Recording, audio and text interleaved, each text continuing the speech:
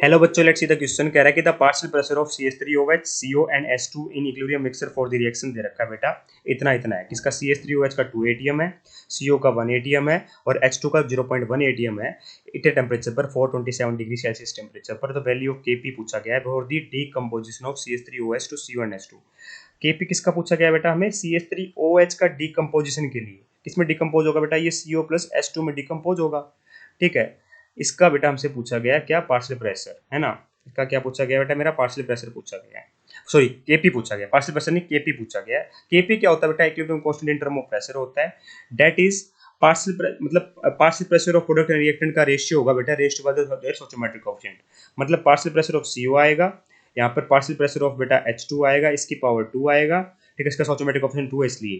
ठीक है, divide by partial pressure of बेटा मेरा CH3OH आ रहा होगा। अब बात करें बेटा, हमें निकालना है इसका डीकम्पोजिशन का। ठीक है, तो पार्शियल प्रेशर ऑफ CO कितना दे रखा है मेरे को? 2 पार्शियल प्रेशर ऑफ CO दे रखा है बेटा मेरे को 1 ATM, तो यहाँ लगा दो 1 ATM। ठीक है, पार्शियल प्रेशर ऑफ H2 कितना दे रखा है बेटा मेरे को? 0.1 ATM दे रखा है, तो 0.1 ATM का square divide by partial pressure of CH3OH। तो पार्शियल प्रेशर ऑफ CH3OH कितना दे रखा है बेटा? 2 ATM दे रखा है, तो यहाँ पे क्या आ जाएगा बेटा मेरा? 2 ATM आ जाएगा। कितना आ जाएगा? 2 ATM। तो ATM से ATM गया बेटा मेरा।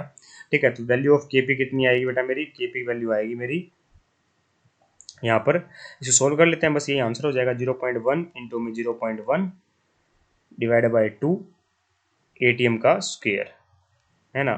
तो इसको कैसे लिख सकता हूँ बेटा मैं? 1/2 इंटू में 10⁻² भी लिख सकता हूँ ATM का स्क्वायर। ठीक है, तो 1/2 होता है बेटा मेरा 0.5 इंटू में 10⁻² ATM का स्क्वायर। तो ये कितना आ जाएगा बेटा मेरा? 5 इंटू में 10⁻³ ATM का स्क्वायर। ये बेटा मेरा क्या आ रहा है?